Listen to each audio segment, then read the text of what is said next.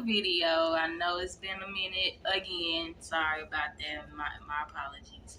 But I'm back. I'm here to do a review for Real Housewives of Atlanta season 14, episode 12. Okay, so let's go ahead and get into it. All right, it starts off with Sheree and her son Cairo talking about She by Sheree and how it's still in the process, pretty much still in the works. Alongside also talking about Cairo doing music. As far as with the She by Sheree still being in the works, still being in the process, I just really hope that, I don't know, like, I kind of would have thought it would already be in motion. You know what I'm saying? But I guess, you always got to start somewhere. You know what I'm saying? So, I mean, she's finally getting it off the ground. I mean, it's showing that she's finally trying to get it off the ground. So, I mean, we're just going to have to stick beside her and just see what she comes up with, okay? Like earlier, coming up with that one thing, it's just like, okay, that's nice. But, I hope she comes up with more stuff. Okay, and as far as Cairo doing music or whatever, shouts out to him. I hope he's actually good, because everybody, can't do music. Everybody's not good in music like that. But, it is what it is. I hope they both prosper in it. I hope they both make it. Okay, moving on. Candy and Todd, they throw a 6th birthday party for their son Ace. I love that birthday party. Okay, first off, they sat over here and gave this boy a whole gaming truck. Okay. I was like, so that's what the 6-year-olds is getting now? They getting a whole damn gaming truck, baby? That was fire to me. I really liked it. But Kenya and Drew also comes with their kids. And they start, sitting down talking about certain stuff. I know Candy said that she had to close her Broadway show. And she got kind of emotional about that, because of the fact that she just wanted to, help people, especially Black people, try to really get their foot in the door when it comes to Broadway. And, her having to close it down because of the Omicron or whatever, it was going to set them back. Well, it did set them back a little bit. And she got kind of emotional about that. And I mean, I understand, you know what I'm saying? She really wants to help the people. Even though, there's sometimes we're just like, Candy can be a little bit messy, but she do be out here trying to help the people. So, I kind of felt a little bit for her about that. Also, I believe, I ended up talking a little bit about in there as far as, security purposes, because, Candy had gotten her house broken into, was about to get her house broken into. And, they was pretty much talking about, like, the security thing. And, Candy was talking about how Cardi B, stay, like, a couple of houses down from her, I think. And Cardi has a 24-hour police officer, around her home. And, Candy was like, y'all think about doing a 24-hour police officer? And something, I mean, I could see why, like, if there's homes being broken into like that, especially, with Marlo recently being the recent victim or whatever. I mean, like, I would understand why some people want to have a 24-hour police officer around their home, But... And then they ended up kind of talking about, it kind of goes back and forth. So next it's Marlo and Sheree and Sonya talking about, the trip. Once again, I'm kind of over the trip. I mean, Marlo and Kenya was both being petty. I mean, that's just all it was. Like, they both was being petty. But I was a little bit more on Kenya's side because it's like, girl, like, you like... talk about me like a damn dog out here, and it's like you expect me to sit over here and just consistently like want to talk to you. I mean, so I mean, they both being childish on that damn trip. Like, it's over and done with at this point. I'm over it. But Sonya ends up calling Kenya while Kenya is still at Ace's birthday party. Just wanted to sit over here and for some odd reason want to remind Kenya that, you know, the trip to Jamaica is a fucking couples trip. And it's just like, I'm not getting why you had to sit over here and call her about that. I mean, you already stated that it was a couples trip. Like, what, last episode or episode before last? Like, you already stated this. So, I felt Kenya when she hung up in Sonya's face for sitting over here wanting to continuously insinuate that she wants Kenya to bring somebody because it's a couples trip. It's a couples trip. We get it. We understand. Like, I mean, this woman has just went through a divorce. She's getting over the divorce mentally and emotionally. And it's like you sitting over here, like you adding on the fuel to this fire about this whole it being a couples trip. Like, I can understand why Kenya hung up in Sonya's face. And Marlo want to sit over here and talk about later on like that Kenya, you know, don't no grown woman sit over here and hang up in somebody's face. And I'm just like, Marlo, don't no grown I'll get into it. But yeah, that whole situation, I would have hung up in Sonya's damn face too, girl. You ain't gotta keep telling me it's a damn couples trip. Bitch, I'm single. I understand, okay? Bring a friend or just don't come. Alright? If it's that damn deep. Bye. Anyways. Then, let's see. It leads to Marlo going to parenting counseling or something like that. Going to a parenting coach or something like that. Pretty much trying to get some light on her parenting for her nephews. Let's see. While she was talking to while Marlo was talking to Sheree and Sonya, you know, she was pretty much talking about how the nephews was still over the sister's house, of course, and like it doesn't seem like they're getting structured. So she's up here like, well, shit, do I need to bring them back? Like, do they need to come back? And it's just like, you know, well, I don't know why you're worried about if they're getting structured or not over there. I mean, you didn't care what she did. You didn't care where they went, as long as they got the hell out your house, because you felt like you couldn't do no good structure. You felt like you wasn't doing good, or you felt like it was too much. So, I mean, it's like it shouldn't matter what's going on over there when they're over there with their other aunt. It should not matter. It really should not matter. You sitting over here thinking that they're having more fun and sitting over here getting more structure, so you feel like that they need to come back to you now. No, you can't just sit over here and drop these kids off when you don't want to be around them, and then all of a sudden you have a switch. You know, you switch back up and be like, oh, well, I want them back now, because it seemed like that they sitting over having fun instead of sitting over here getting structured. Something that I should have been doing instead of kicking their ass out, going to your damn sister house. I don't get it. No, baby. Let them stay where they need to stay. Somebody that actually has the mental capacity for this. I'm sorry, but Marlo was irking me with that. Because now all of a sudden you want them back. Girl, please. You can't pick and choose. Pick and choose them up, child. Anyways. But yeah, she goes to this parents in person. And let's see. I don't know. It didn't give me what. It didn't give me nothing.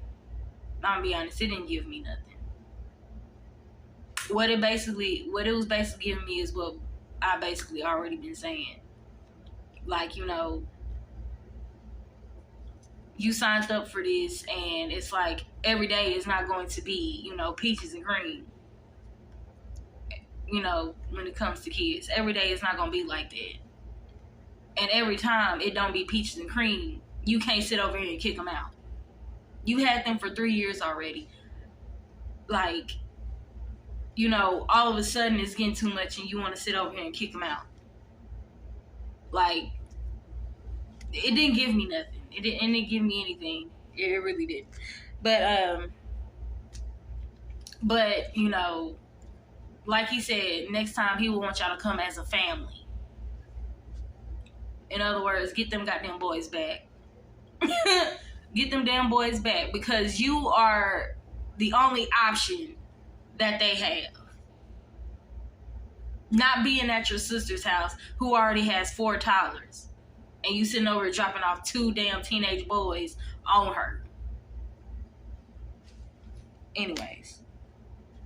Next, Candy and Todd, they sit down and talk to their daughters, Kaylee, or not Kaylee, but Kayla and Riley, about a trust fund or like their estates, just in case, when that day comes that they're both not here, what the daughters is going to get and all that good stuff, right? Yeah, so when it came to this scene, I was kind of in the middle. Because I understand what Todd was talking about, which is, he wants to give them structure. When it comes to like the money, he didn't want to give it to them all at once. He just wanted to give a bit in like different stages of their lives. And I get that, you know what I'm saying? I could get why he would do that, because some kids out here, they could probably get all this money and blow it. Like, you know what I'm saying? And then like, it end up getting bad for them. So I can understand that. It'll give them structure, it'll give them, responsibility. It'll give them all of them things. And so it's just like overall, like I'm kind of for, parents wanting to, sit over here and give their money to their kids when they're dead and gone. Because, at the end of the day, the parents ain't going to, they're dead and gone. The parents ain't going to need it. Give it to your kids. I can understand that, and I can also understand, as far as the structure-wise, when it comes to Todd. But also, I was kind of looking more at Kayla when it comes to this whole situation. And I can kind of feel Kayla on this. Like, Kayla is Todd's daughter. So Kayla was basically saying, like, when it comes to Todd, like, it's more of a businessman and he's not a dad. And I could kind of see that as well. I can kind of see, like, he don't really give the love and affection that a father should give their daughter.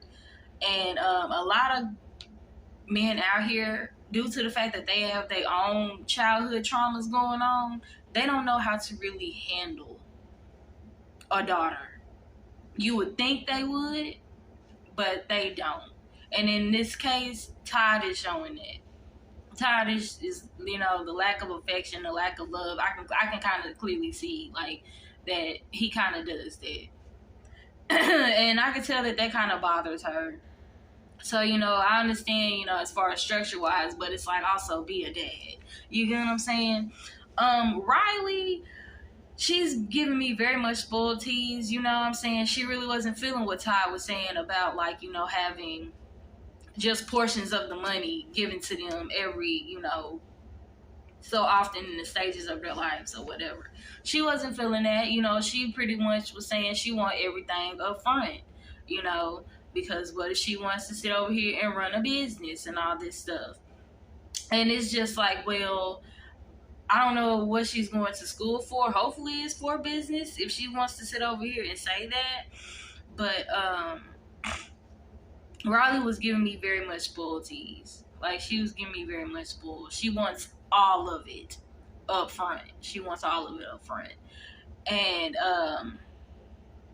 next, as far as what Candy eventually said, Candy basically just said, that she didn't trust Todd, doing the right thing if, she ends up, leaving, you know what I'm saying? And Todd felt away, and I kind of felt away too, because it's just like, it's kind of seemed like it's going back to that, the first time he was on the show, you know what I'm saying? And Mama Joyce was the one that planted the whole seed about, like, Todd wasn't going, Todd is bumming, or Todd is going to, like, not leave her with anything, or not, you know what I'm saying, or not do right. And that's where it kind of, for me, it kind of stemmed back to when Candy said that she didn't trust, Todd to make the right decisions when it comes to the money towards Riley or whatever, if she's dead and gone. I would just say it's not like he's saying that he ain't gonna give her nothing. You know what I'm saying? That he ain't gonna leave her nothing. It would just be structured with it. It would just be where she would have to be disciplined. It would be to where she would just have to be responsible, and, be accountable on a lot of things. Her getting all the money, wouldn't probably isn't always the best idea just because you have the money. I don't know, but Candy gave me spoiled teas. I mean, not Candy, but Riley gave me spoiled teas. Candy, all I'm going to say is that, yeah, they may be good partners, but,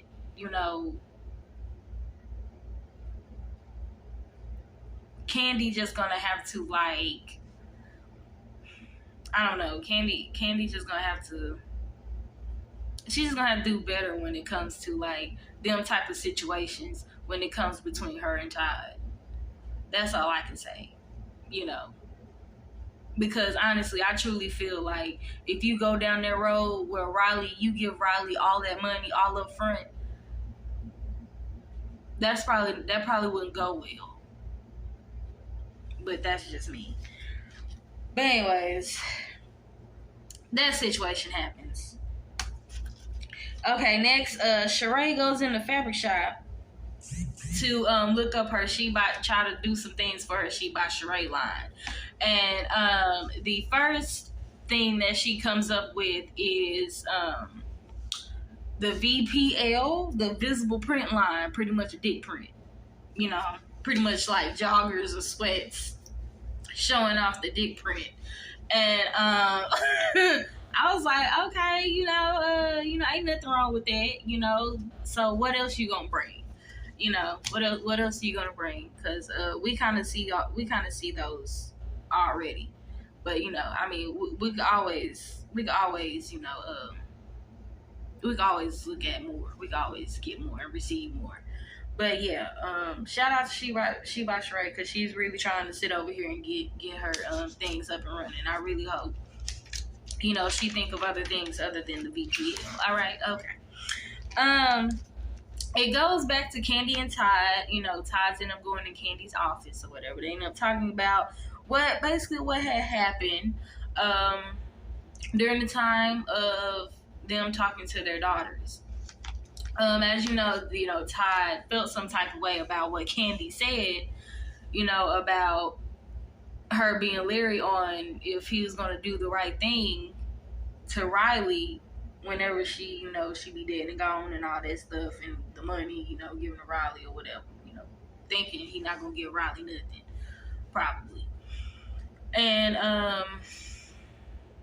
yeah, after this, I was just like, man, look, I kind of felt what Todd was saying, but I think Todd, after a while, was just like, you know what? You just make sure you write a whole wheel on what you want to get Riley. So therefore, it won't be no confusion. All y'all gotta do is just have that set. I wouldn't have nothing to do with it. It wouldn't even be in my hands.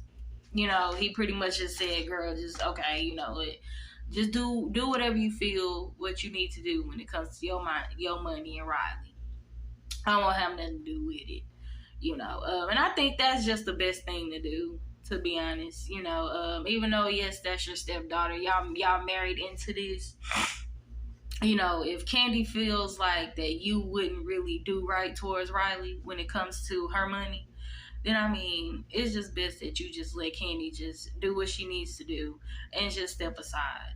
That's just how I feel about it, and just see how Riley handles it when that time comes. But I was still with Todd on it. But so far after that, they talk about Candy probably being able to produce another Broadway show. And Todd pretty much talked her into it, by saying, yes, you should do it.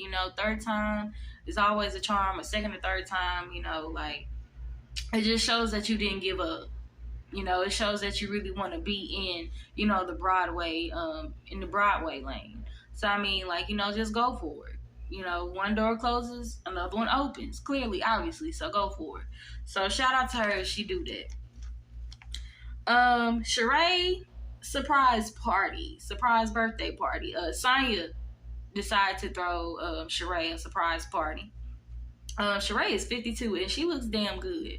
She really does. Shout out to Sheree. She looks damn good for 52. All the ladies are coming in or what have you. And it ends up being Kenya coming in. And Kenya and Sonya, they walk around the home or whatever. Sonya shows Kenya, her home, because Kenya is kind of like the home decorator, okay? So Sonya was like, girl, let me know what you see and all this stuff. And, Kenya gave her, her little criticisms, like the fake plants. You don't need no fake plants in your home, baby. We don't do that. Get you some real ones, that type of thing.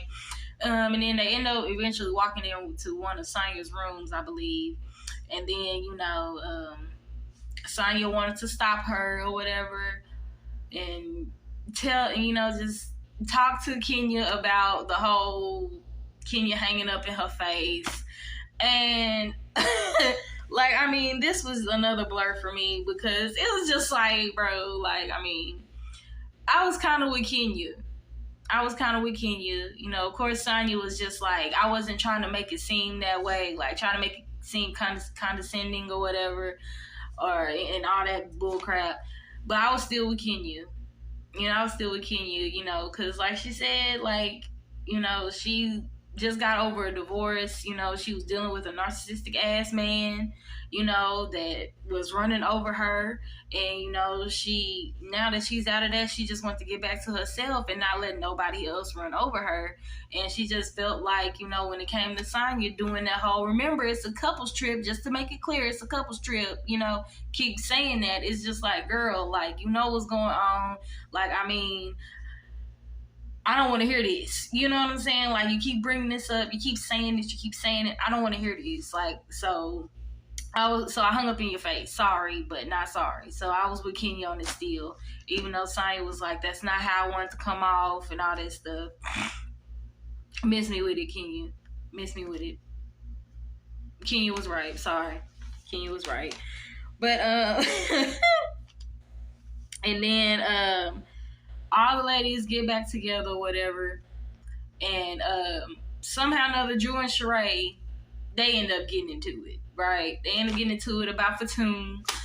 As y'all can see, Fatum was not on any parts of this episode. I don't know if it was because Drew or whatever the case may be, but it was actually pretty nice that Fatum was not on no parts of this damn episode.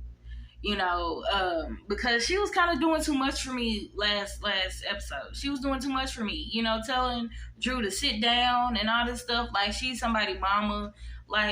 No, ma'am. You're doing too much. You're doing too much for what? I don't know. For a peach? I don't know. I hope you don't get it. I don't think you're going to get it. But that was just too much for me last episode. So it was good that she wasn't there. Okay, but Drew was kind of telling Sheree, you know what I'm saying? You throw rocks and sorry, y'all. My storage is getting full on my phone. But Drew was pretty much saying, Sheree sat over here and had her friend Fatum come up in here and start the mess that Sheree didn't want to start. But wanted to be a part of. And we all could kind of see that. We all could kind of see that Sheree brought Fatum in to sit over here and start mess with Drew. Because Sheree didn't want to do it. Because, Sheree's too old for that. But, a lot of people ain't checking for Drew when it comes to, a lot of people just ain't checking for Drew, period. But when it comes to this type of situation, I'm here for Drew. Because Fatum was doing too much. And Sheree know damn well that, she had Fatum all up and through this to sit over here and do this. She knows it. But anyways, that was pretty much it that